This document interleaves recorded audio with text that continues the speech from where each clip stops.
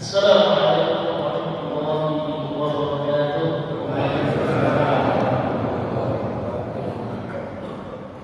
Alhamdulillah rabbil alamin wa bihi nasta'inu ala umuri dunya waddin.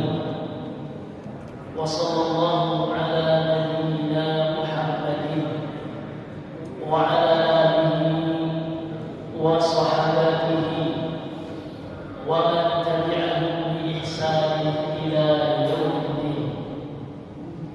Asyhadu an la ilaha illallah wahdahu la syarika lah wa asyhadu anna Muhammadan 'abduhu wa rasuluhu alladzi la nabiyya ba'dahu. Amma ba'du, para hadirin sekalian, Bapak Ibu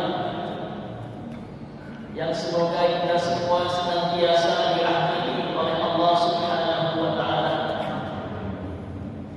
Pagi ini kita akan berbicara dan berdiskusi tentang satu tema yang sangat menarik dan penting, yaitu tentang ramalan dan tentang tahawul atau tahayul menurut istilah kita. Kenapa pembicaraan ini penting? Sebab kalau kita amati baik secara nyata dalam kehidupan kita sehari-hari atau kita perhatikan di media sosial, kita masih banyak melihat fenomena atau kejadian-kejadian yang masih banyak tersebar dan dilakukan oleh umat Islam.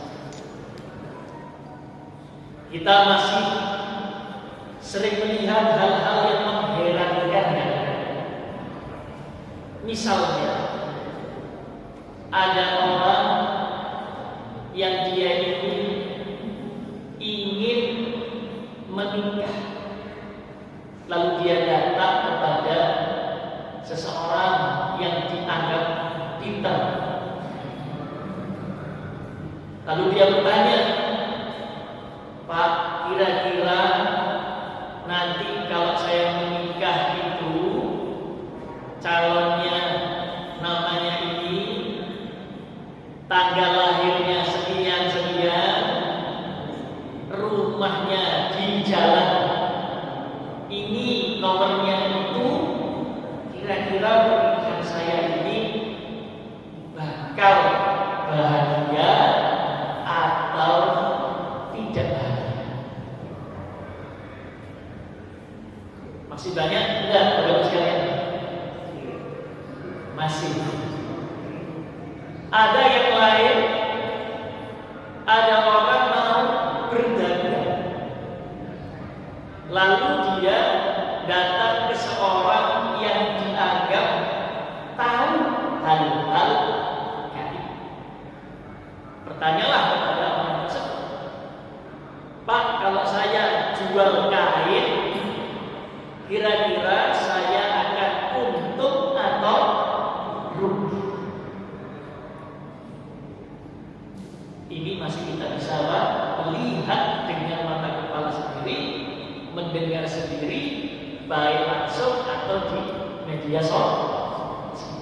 Bahkan yang terbaru, ada kasus pembunuhan 9 orang. Tujuannya apa? Untuk ritual agar bisa Hadirin sekalian yang dirahmati Allah Subhanahu wa taala, melihat fenomena ini yang masih banyak di antara kita kaum muslimin, itu bagaimana hakikatnya? Dan bagaimana hukumnya menurut Islam?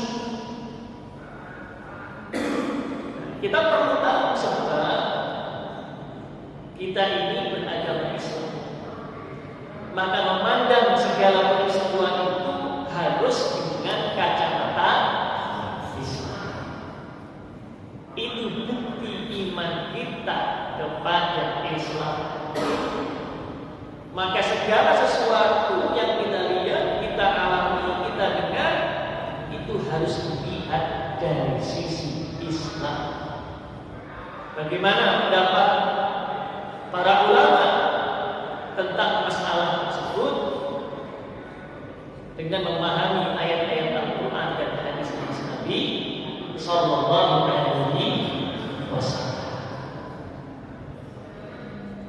Hadirin sekalian, materi kita tentang ramalan. Ramalan itu apa sih? Ramalan itu adalah menduga sesuatu yang akan terjadi di masa datang. Itu namanya ramalan.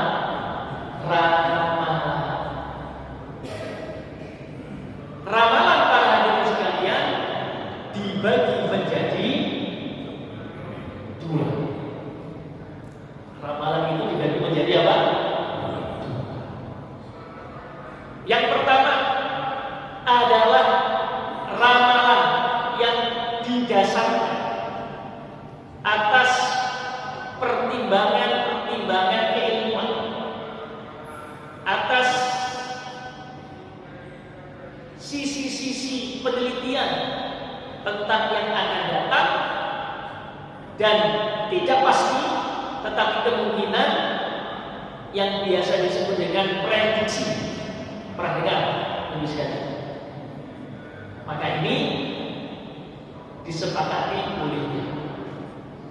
Seperti apa? Ramalan cuaca itu boleh apa tidak boleh? Boleh. Kenapa?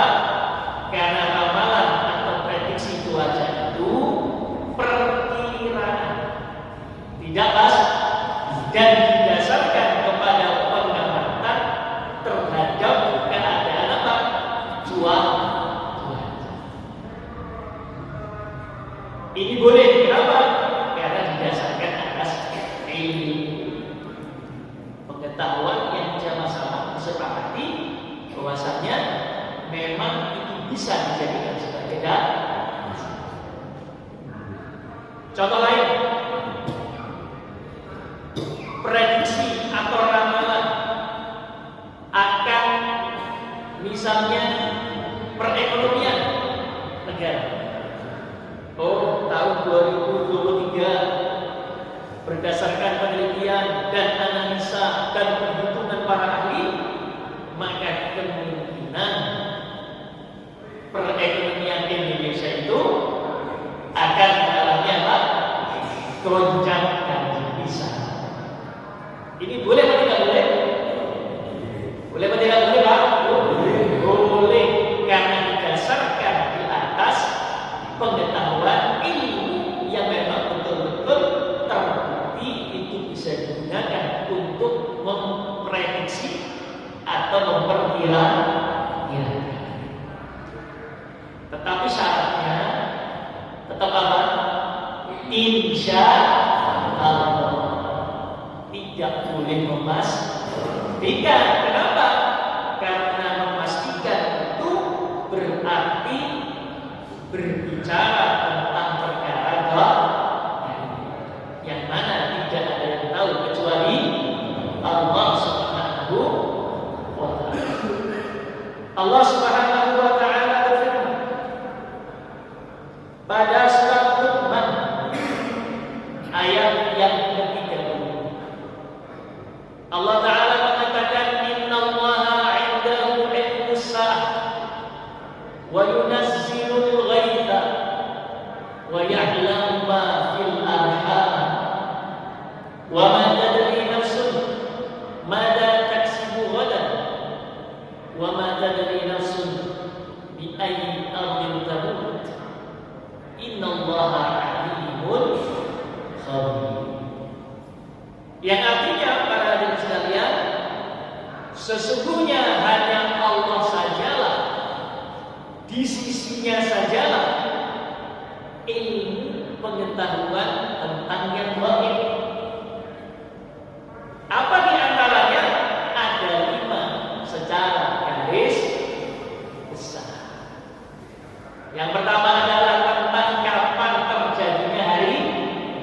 Ya, ini tidak ada seorang pun yang tahu selain Allah Subhanahu wa Ta'ala.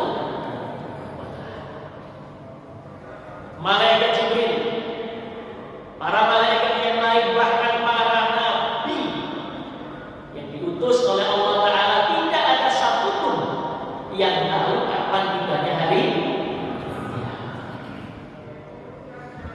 Yang kedua, yaitu tentang turunnya hujan, di mana persisnya, berapa banyaknya air hujan yang turun, berapa lama. Ini ilmu gaib. Yang ketiga,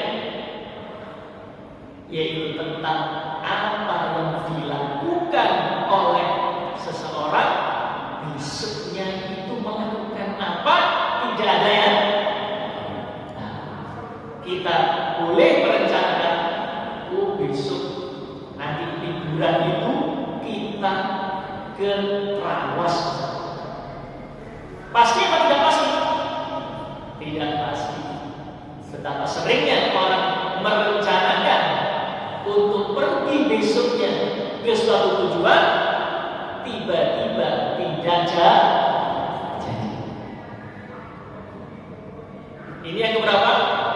Ilmu gaib secara garis besar yang ketiga. Yang keempat, dan tidak ada yang tahu setiap kita di mana dia akan dalam keadaan apa nantinya, jam berapa, tidak ada yang tahu.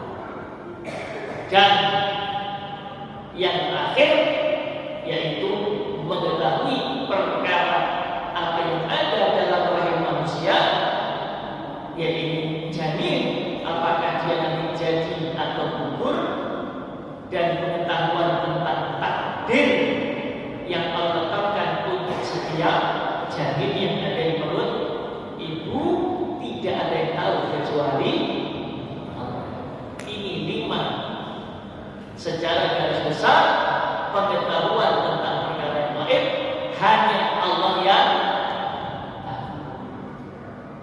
Kembali ke tadi para jemaah sekalian, maka perkiraan, prediksi atau ramalan yang didasari dengan pengetahuan seperti prediksi cuaca, prediksi ekonomi, dan prediksi lain, hukumnya boleh selama apa? Tidak dipas. Jadi kalau kita mendengar misalnya di televisi BMKG, Badan Meteorologi, Klimatologi dan Geofisika, yang berbicara meneliti tentang cuaca, mengatakan, oh besok wayang ini mulai itu hujan deh. Biasanya gitu Pak ya, zaman orang tua kita dulu biasanya dikira itu mesti hujan. Boleh dipastikan tidak? Tidak boleh. Tapi kalau diprediksi berdasarkan pergerakan awal, kejenuhan kandungan air di awal itu boleh, tapi tidak pasti. Nah itu boleh. Itu ramalan atau prediksi yang boleh dengan syarat insya Allah. Tidak boleh pasti, tak pasti. Ya, itu yang tidak. Yang kedua, ramalan prediksi yang diharamkan oleh agama.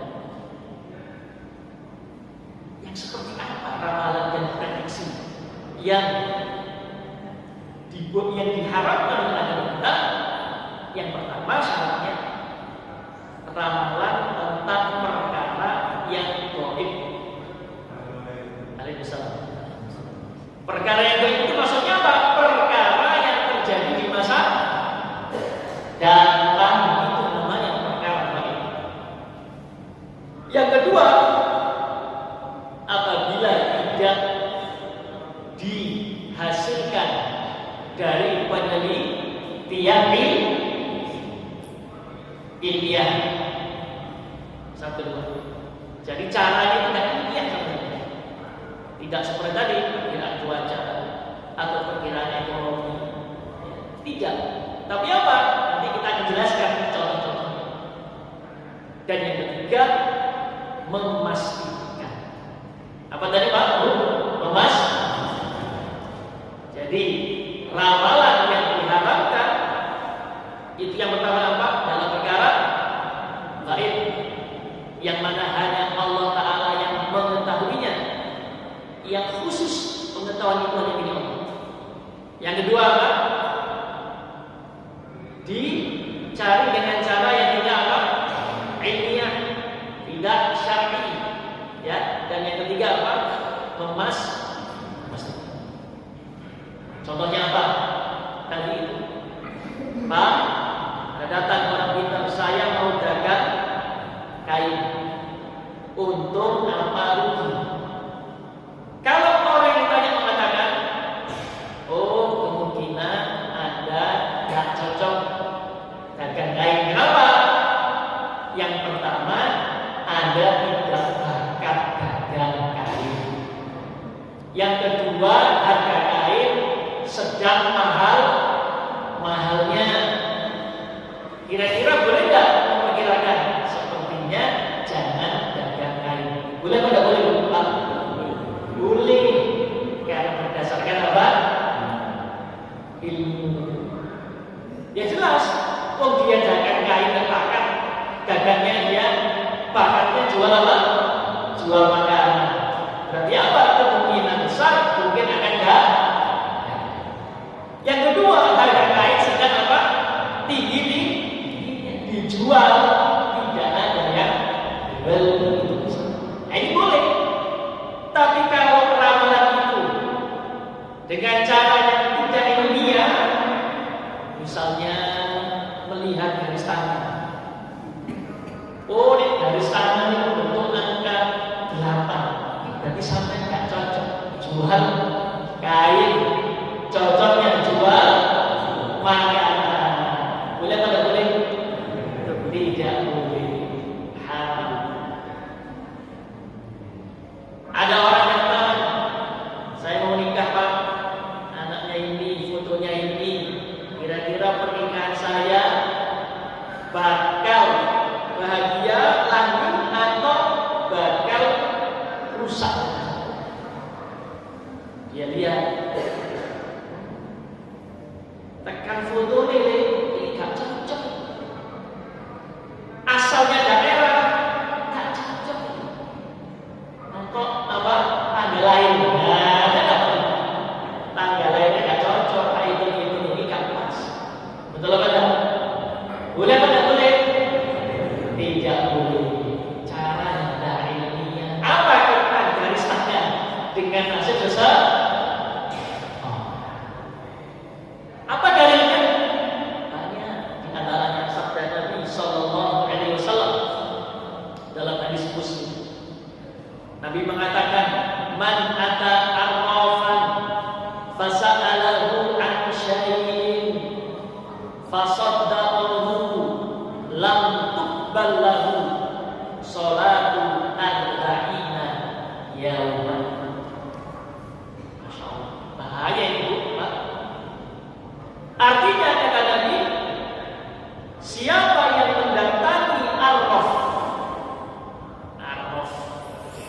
itu kalau bahasa kerennya para berarti kalau semua para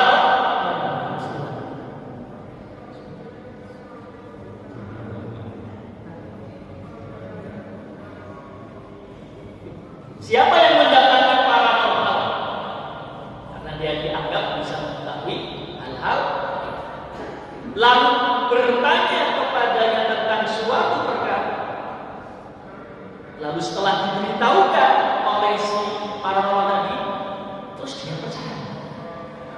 Oh iya penting. Wah ini benar. Ya, menurut pembacaan garis tangan, wah benar. Berarti apa? Ojo dagang kain,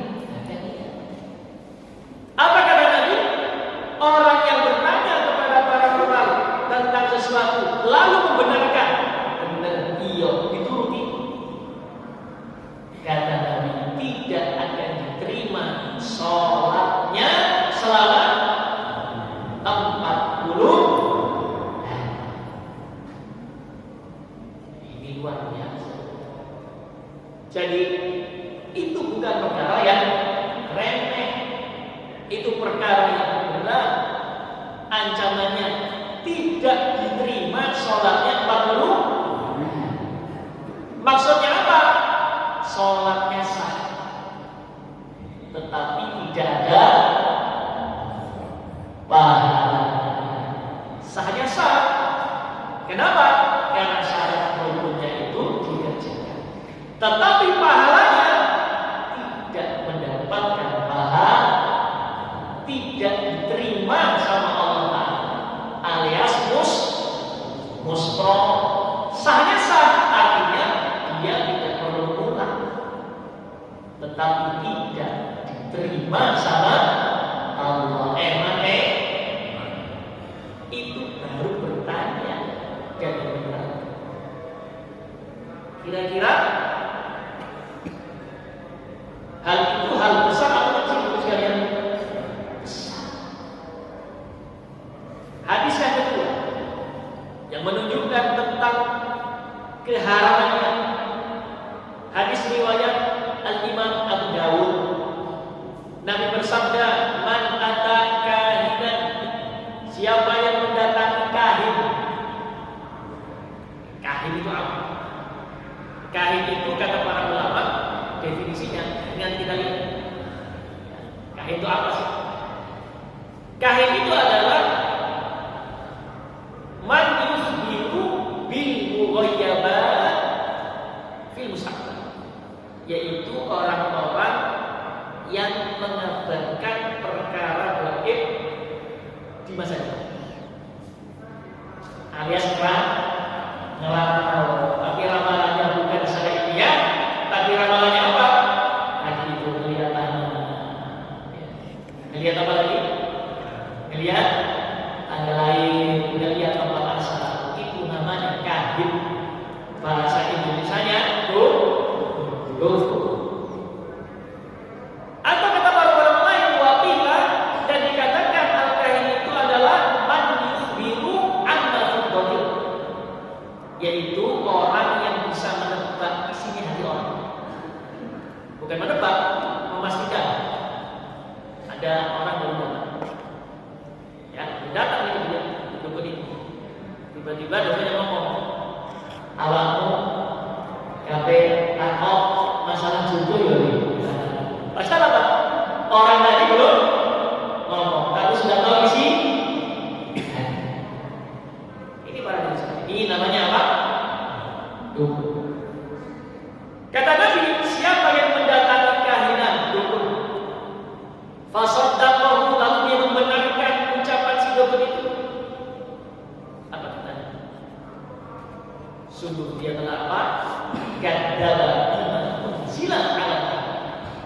Sungguh sebenarnya orang itu sudah mendustakan apa yang Nabi Muhammad itu datang dengannya. Maksudnya apa? Telah mendustakan apa-apa yang Nabi Muhammad datang dengannya. Itu maksudnya mendustakan apa, Bu? Pak, mendustakan agama Islam. Mendustakan agama apa? Kira-kira kalau ada orang mendustakan agama Islam, dia Islam atau sudah tidak Islam? Bu, Pak, sudah tidak Islam. Ya, ini bukan perkara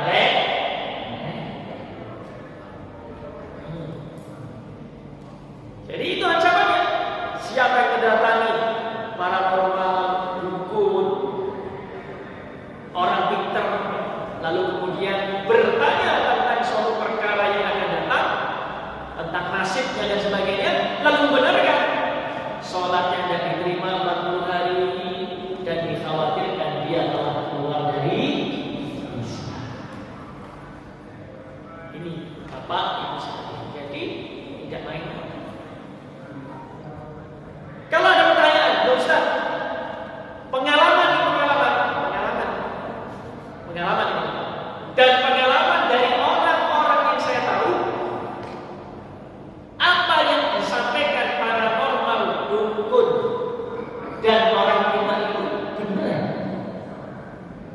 Pernah berulang. Ya. Benar ya Ustaz, apa yang disampaikan itu benar. Sesuai dengan ramalan paranormal, dukun, parameter. Loh, berarti ini kan benar. Berarti kan dia bisa membaca apa? Hal-hal gaib yang akan bisa tahu. Benar ternyata. Ya. Apalagi banyak kasus misalnya. Ya tadi diramalkan pernikahannya bubar, nggak percaya. Akhirnya bubar benar. Ada dan ada seperti itu. Bagaimana ini kira-kira jawabannya? Benar ya? Jawabannya menurut saya adalah sebagaimana asal dari sahabat dan hadis Nabi Sallallahu Alaihi Wasallam tentang apa? Yaitu peristiwa bahwasanya ketika Allah Subhanahu Wa Taala menurunkan wahyunya tentang takdir yang akan terjadi kepada para malaikat, maka para jin dan setan itu akan berusaha mencuri-curi apa? Jadi ceritanya itu dalam hadis, ketika Allah memberikan wahyu kepada malaikat di langit tentang takdir yang akan terjadi, maka yang namanya setan dan jin itu akan apa? Berusaha mencuri-curi apa? Kata Nabi ini yang diriwayatkan, jin itu akan seperti ini. Ya, seperti ini. Nah, yaitu apa? Yang satu di atas, yang satu lagi di atas terus ke tangga. Lalu berusaha sampai ke langit dunia, sampai ke langit pertama. Ketika ada wahyu pada para malaikat tentang takdir yang terjadi, maka setan jin yang paling atas itu berusaha mencuri apa? Mencuri dengan kuping, istilahnya. Apa Bu? Maka ketika setan yang paling atas sudah berhasil mendengarkan sebagian wahyu tentang yang akan datang, Allah yang wahyukan itu, maka setan yang paling atas memberitahukan ke setan yang ada di bawah. Jadi seperti apa? Apa namanya itu? Acara apa dulu? Tukar kata. Ya, sambung kata. Itu terus ke bawah, terus sampai akhirnya sampai yang paling bawah. Ya, maka kemudian Allah Taala mengirimkan bintang untuk mengejar. Yaitu apa? Bintang yang akan membakar para jin itu. Kalau lolos, maka jin yang paling akhir tadi, yang paling bawah, akan menyampaikan kepada para dukun dan para normal dan para dukun. Tetapi kata Nabi, kemudian itu dicampur dengan apa? 100 kebohongan. Jadi berita wahyu tentang masa yang akan datang itu dicampur dengan kebohongan, lalu ditanamkan, dibisikkan kepada telinga para dukun dan para normal dan para dukun. Sehingga apa? Kalau meleset, ya kan memang dia tidak tahu yang gaib. Kalau ternyata benar, ketepatan apa yang dibisikkan oleh setan di hati para dukun itu adalah hasil dari dia mencuri berita langit. Itu mengapa dukun itu kadang-kadang benar. Tapi yang salah ini banyak apa? Salah. Jadi tidak usah heran, ibu sekalian, kalau ada dukun kok benar.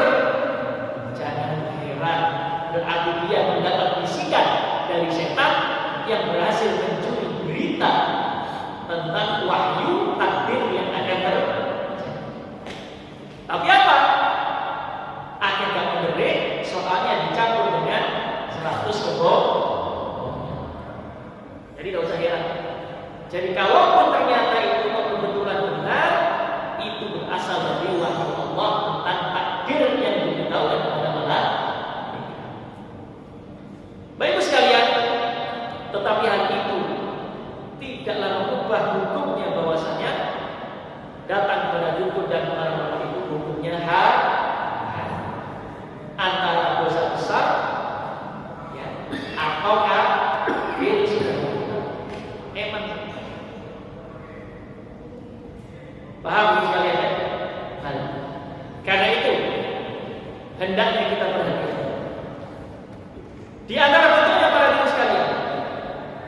antara bentuk daripada ramalan itu adalah melihat bintang. Pernah dengar? Jadi kalau yang pernah kita dengar namanya apa? Astro apa? Astronomi atau astrologi? Astrologi. Kalau astronomi itu berbicara tentang peredaran benda-benda, nah itu enggak. Yang tidak boleh itu astrologi atau istilahnya zoologi. Enggak pernah dengar ya?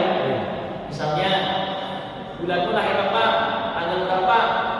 Oh saya tanggal 10 Agustus. Oh berarti bintang-bintang Leo ya. Berarti apa? Leo itu nanti kalau cari kerja harus yang seperti itu. Kalau menikah harus dengan yang bintangnya misalnya Scorpio, misalnya seperti itu. Ini termasuk meramal dengan cara apa namanya tanjim, yaitu berdasarkan bintang. Boleh apa tidak boleh?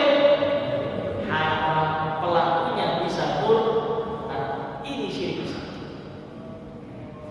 Berkata Qatadah, Imam Qatadah mengomentari praktek membaca nasib dengan bintang, yang mana zodiak termasuk dalam. Dia mengatakan, khalaqallahu an-nujuma lisalatin. Allah Ta'ala itu tidaklah menciptakan bintang kecuali untuk 3 tujuan. Allah tidak menciptakan bintang kecuali untuk berapa? 3 tujuan. Yang pertama kata beliau, zinatan lisama, untuk menjadi penghias langit. Untuk menjadi apa? Penghias, supaya langit tampak indah di malam. Coba kalau langit tidak ada bintang, kira-kira bagaimana? Gelap, tidak indah. Maka Allah menciptakan bintang untuk apa? Menghias langit. Ini yang pertama. Yang kedua, rujuman bisyayatin. Bintang itu tujuannya adalah untuk melempar sebagai alat lempar kepada setan-setan yang berusaha mencuri-curi berita gaib dari langit. Seperti yang saya tadi, berusaha mencuri berita-berita tentang takdir Allah yang akan datang.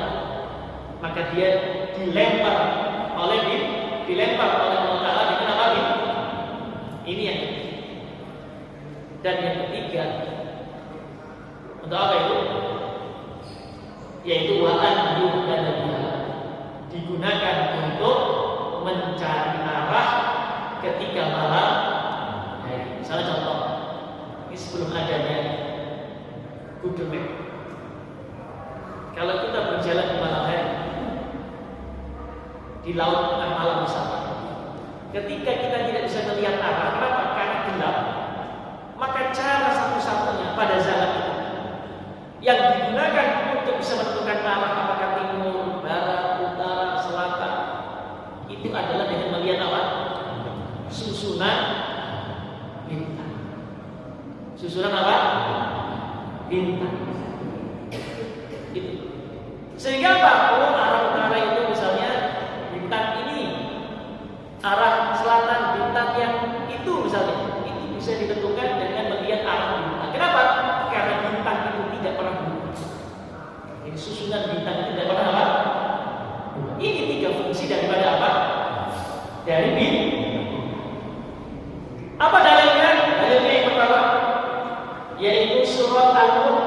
Surat Al-Mulk ayat yang ke-5. Ayat yang ke-berapa? Allah Ta'ala mengatakan, walaqad zayyana as-samaa'a ad-dunya bimasabiha wa ja'alnaha rujuman lisyayatin. Dan kami jadikan bintang-bintang itu menghias dari langit. Yang pertama. Dan yang kedua apa? Untuk alat melempar setan yang berusaha mencuri-curi berita dari. Dalil yang kedua, surat Al-An'am ayat 97. Al-An'am ayat 9. Ya. Wa huwa alladzi ja'ala nujuma, dan dialah Allah Ta'ala yang telah menjadikan bintang-bintang itu, yaitu untuk apa? Mendapatkan petunjuk fi dzulumatil barri wal bahri, di kegelapan malam baik di daratan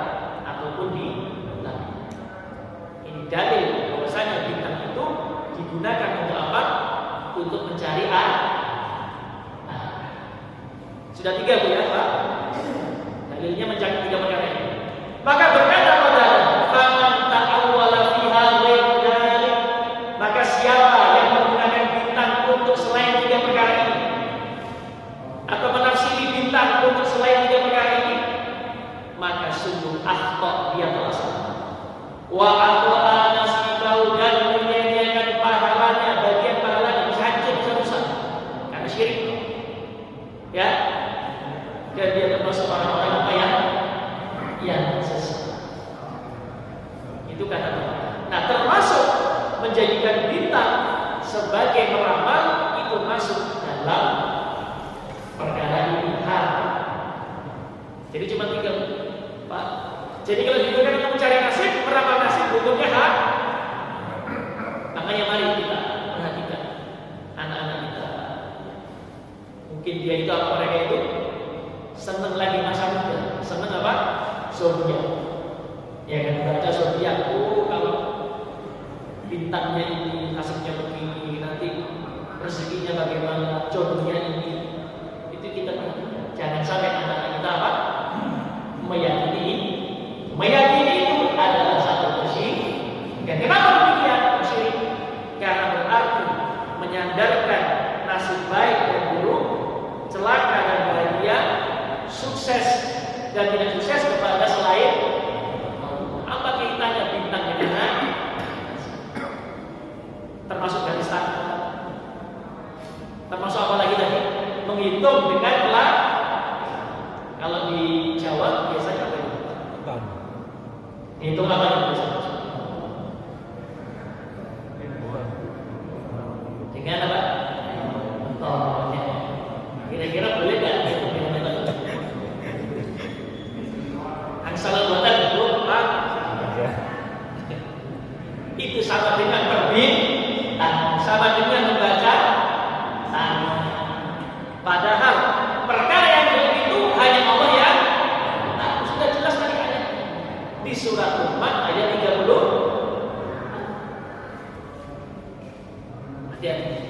Hati-hati, jangan sampai masih banyak yang terjadi. Masih banyak dari masyarakat. Saya sering dengar Pak, orang-orang ngomong ketika mau menikah, ditanya bertanya itu masih banyak. Jadi sampai nanti kalau mau sampai mati atau mau mati, itu jangan pakai motor. Sudah lah, tidak ada kaitan antara motor dengan apa? Nasib. Sampai nama-nama berbuat kesyirikan. Baik, para sekalian. Nah, ini yang pertama, ramalan. Sekarang saya berapa menit lagi? Berapa menit lagi? Masih ada 2 lagi yang perlu disampaikan. 15 menit lagi. Yang kedua, sekarang tentang takhayul. Nah, ini sekarang kita bicara takhayul. Tentang apa? Takhayul. Takhayul itu atau takhayul itu adalah keyakinan yang tidak punya dasar ilmiah dan agama. Itu keyakinan tentang sesuatu yang tidak ada dasar ilmiah dan dasar agama, lahir dari khayal saja. Lahir dari apa? Khayal saja. Contoh, banyak dari masyarakat kita yang menganggap kalau ada kupu-kupu masuk rumah, itu artinya apa? Ada tamu yang benar, tamunya kupu-kupu itu masuk. Atau misalnya ada yang meyakini kalau kejatuhan cecak, siap, dan tak berubah. Ada lagi kalau ini matanya diputar, maka segera. Ada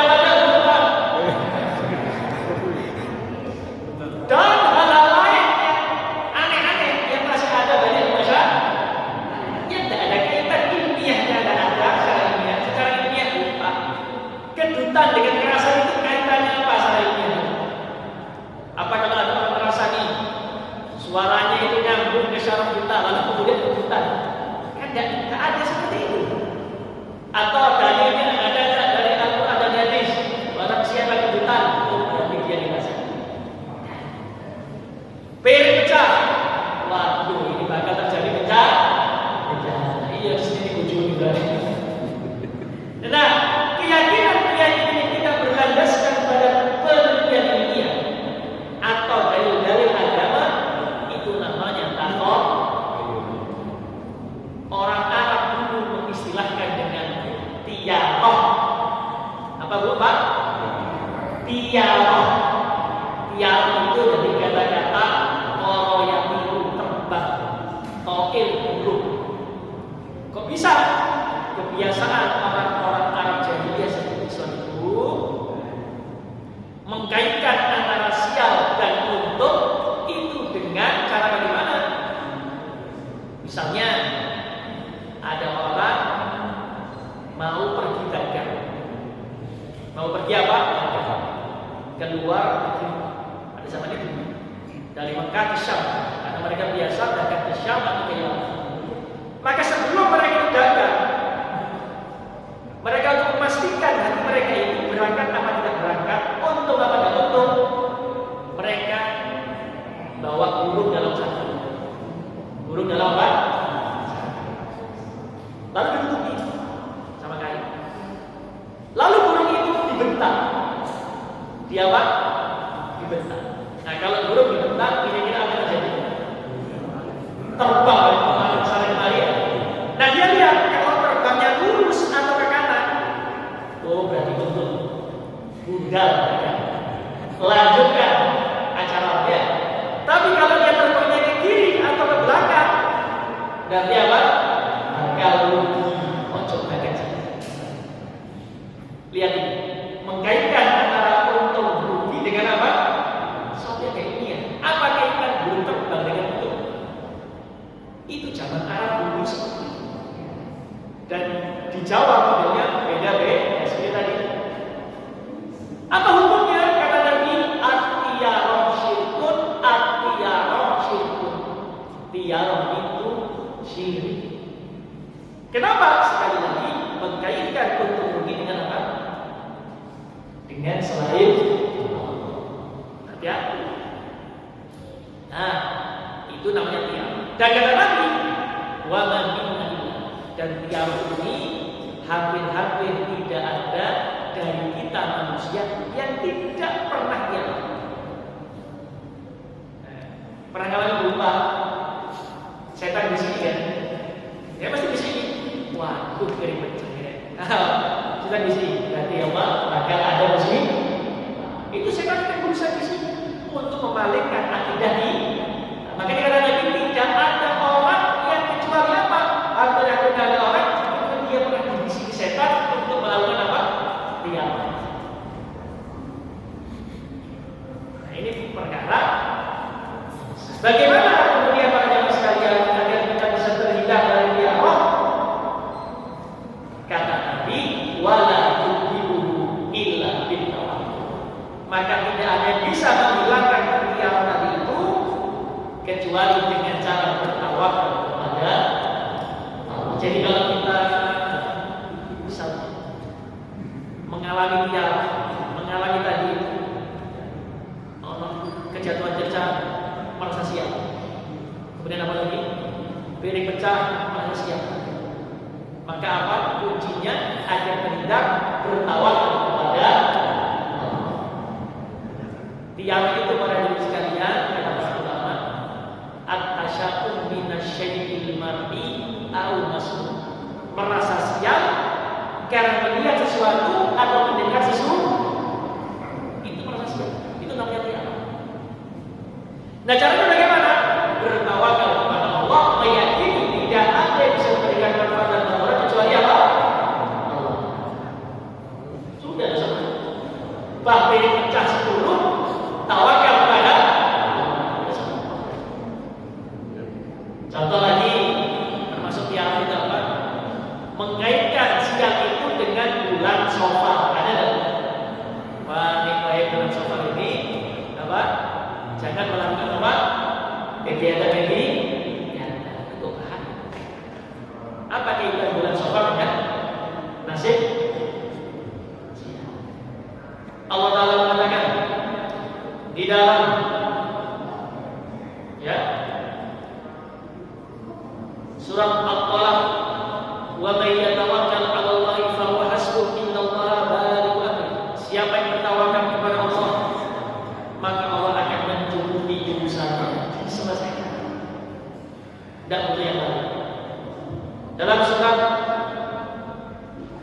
Al-An'am ayat 17.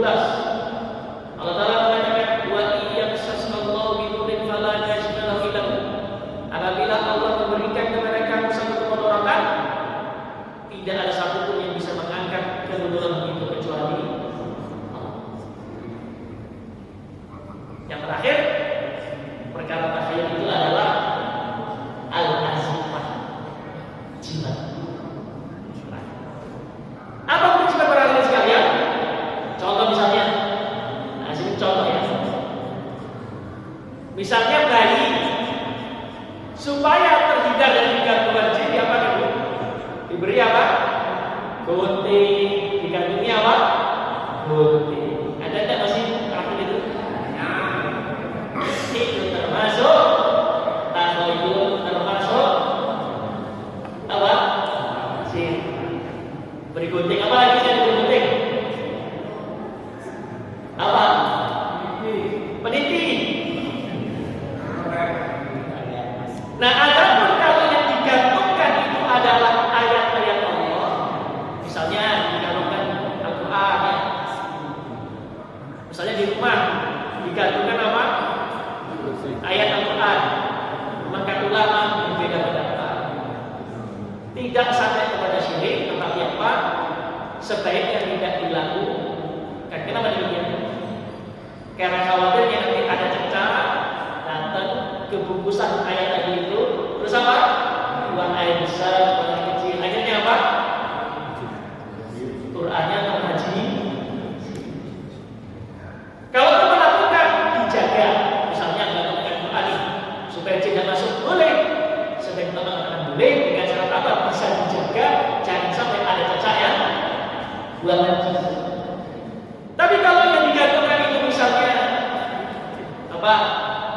Tulangnya babi, ada atau batu akik. Nah, ini semua masuk dalam apa? Azimah, jimat yang dilarang oleh Allah Subhanahu. Demikian untuk sekalian, karena waktunya sebenarnya masih banyak yang perlu disampaikan, tapi karena waktunya kita akan mendalam dengan sesi tanya jawab. Saya yakin di sesi tanya jawab ini banyak apa? Hal-hal yang perlu menjawab. Silakan. Langsung boleh, yang atas boleh. Yang langsung dulu ada. Oh iya. Assalamualaikum warahmatullahi wabarakatuh. Assalamualaikum.